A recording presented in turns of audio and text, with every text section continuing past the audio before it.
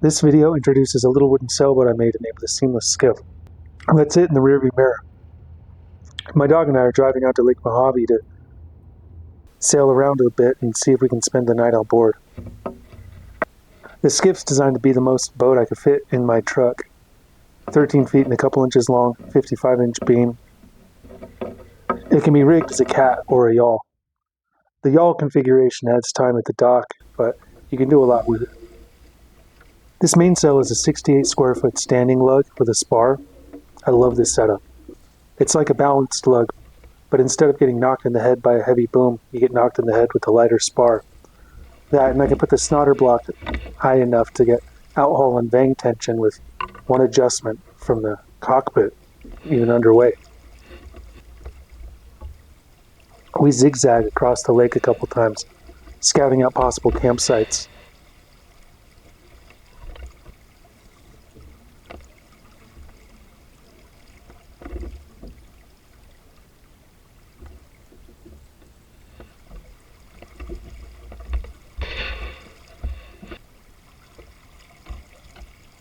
My dog gets excited when we approach land, but these coves where Spirit Mountain meets the water are too rocky.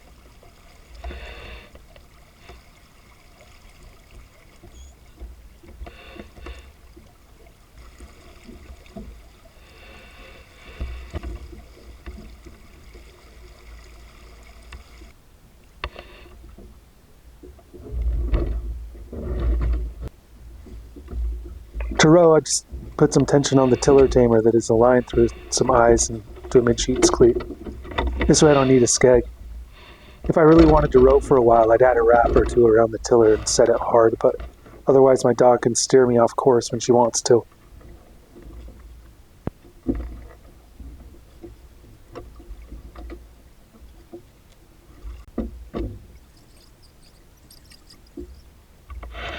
With the yawl's mainsail out forward of the center of effort on the board, backwinding is a snap.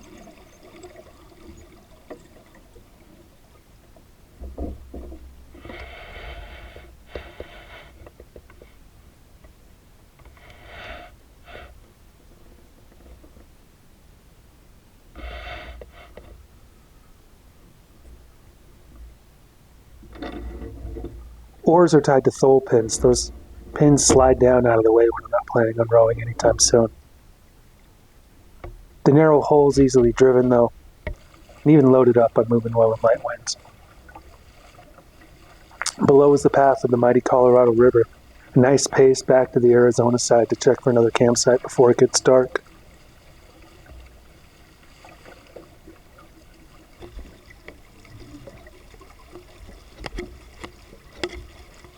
The scent of a windward shore gets Cheech's attention again. Look how tender this boat is under a movement. I get caught in my own tangle of lines, and a small mistake can move fast, even in light conditions in a boat like this. The hull's not so tender that I can't stand up for a quick tacks up to the beach.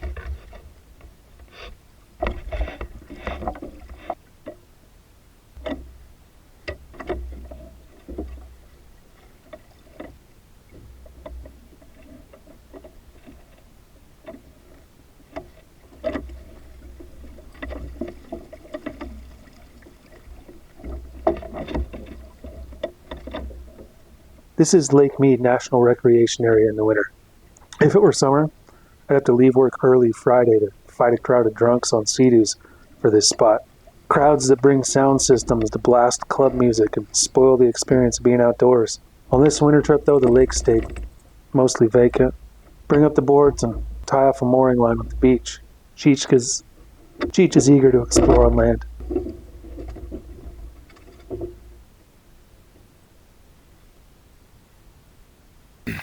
These beautiful scenes happen all year long, but in February, even on a weekend near the dock, you get access to the scenic emptiness of the desert.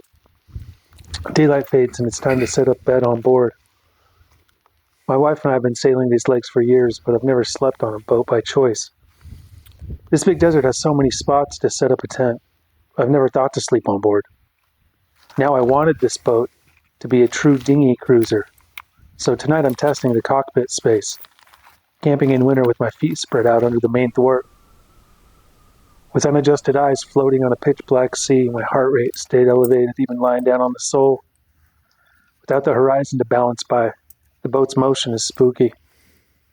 Frigid February waters add apprehension, but I fell asleep in a pile of too many blankets, sharing warmth with my blue heeler, and we slept well through the long night.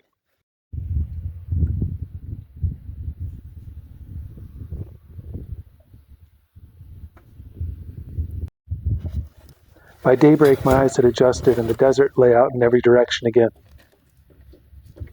Daylight took its time to creep in, and I ate breakfast under Cheech's close supervision while the mizzen kept us pointed into early puffs. One last trip to shore to untie a mooring line, and then we'll pack up camp at anchor.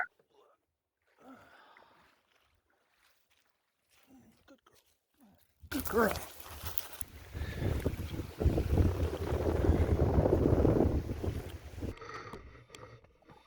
Cheech's comfort is about to end as I stuff 40 pounds of blankets and sleeping bags in that big dry bag. The little open boat carries a lot for its size. Spacered inwells make unlimited tie-off points for securing bags or lines. 2 water tanks go back under the thwart where my feet were the night before. These 7-gallon tanks are a versatile tool. Positive flotation when they're empty. If conditions get rough, you can trim the mizzen and fill them up over the stern and make 110 pounds of ballast and really stabilize the boat. These green tarps inspired the name Seamless Skiff. This boat will sail with them, the large and the small each, as sprit sails. They won't move you quickly to windward in most conditions, but the rig will balance.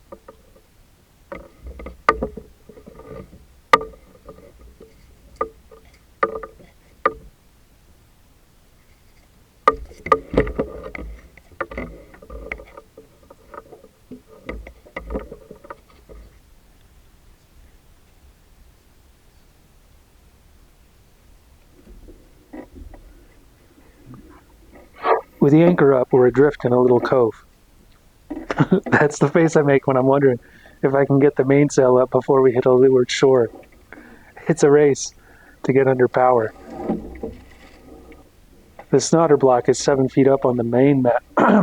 That snodder block is 7 feet up on the main mast, and getting it up there is a balancing act. If you stumble and grab the mast, you're probably going swimming. A tangle on the main sheet's another accident waiting to happen, and I don't have much time before I'll get blown ashore.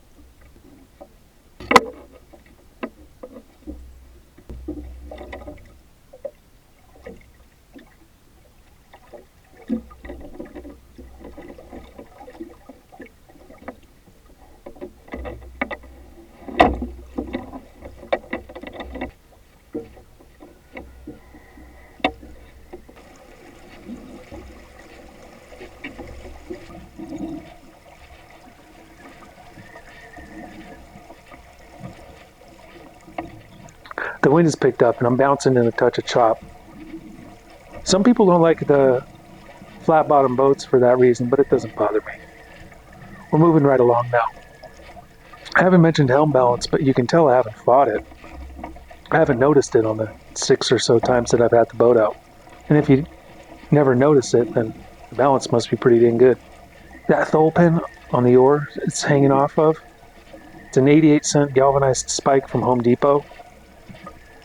As far as materials go, I buy real sailcloth, I buy real epoxy for fiberglass, and hardwood from a decent lumber yard for gunnels, and I buy Dyneema for the halyard so it doesn't stretch, but everything else is from the hardware store. 3/8-inch exterior plywood and carefully selected Doug fir make up most of the wood. Adhesive is all PL Premium Construction Adhesive or Type-On 3. I'm reluctant to use epoxy to fasten parts in a desert where the airport shuts down in the summer because the tarmac melts. But epoxy is pretty good for a lot of conditions. Just doesn't work for where I'm at. Looking at the inside of the boat shows my build process. Those frames get measured out and then fastened to a strong back. And then panels and a sole are wrapped around the frames. Because it's a wooden boat, the bevels get cut with a hand plane. Then all the rest is fit to the hull and attached with cleats. I don't build with great precision, and you don't have to be anything of a master craftsman to make a functional, pretty boat. And a close look would show flaws even to the untrained eye on my build. This method I use is traditional compared to the modern instant boats. Puzzles cut with the CNC machine and fastened with epoxy. That build process makes very good boats with efficiency, but I actually enjoy building mine. I don't enjoy mixing goop and sanding chemicals all day. My boat is a little heavier, it's got some imperfections, but I hand selected, cut, and fastened every piece in it. It's more a part of me than any kit that comes in the mail. Although I'm far from an expert naval architect or shipwright, I designed this boat thinking of access for a first-time boat builder. And I wanted it to be a detailed guide on how I like to build so anyone could follow along. A boat design with all the dimensions and plans embedded right in the video of this series. I'm not a lawyer either. Building sailing small boats can cause serious injury or death, so imitate my approach at your own risk.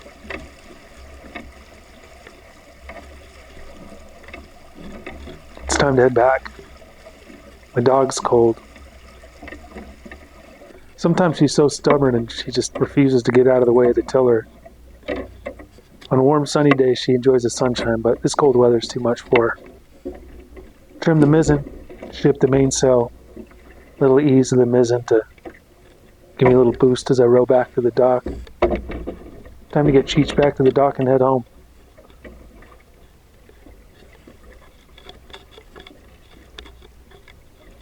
I'm loving my little truck bed dinghy cruiser. The mizzen gives the boat a boost as I row back. Cheech is happy to get back on land. The first night on board the seamless skiff was a success. All my build process videos have plans embedded right in them. Feel free to make or modify. There are also many free or cheap designs on sites like Duckworks where you can get started with a little boat that best fits your conditions. Building and sailing small boats is a ton of work, but it's incredibly rewarding. It's an incredible experience to watch this boat come to life in your hands and that you use nature's power to explore the wilderness. If you made it to the end of the video, you should try it.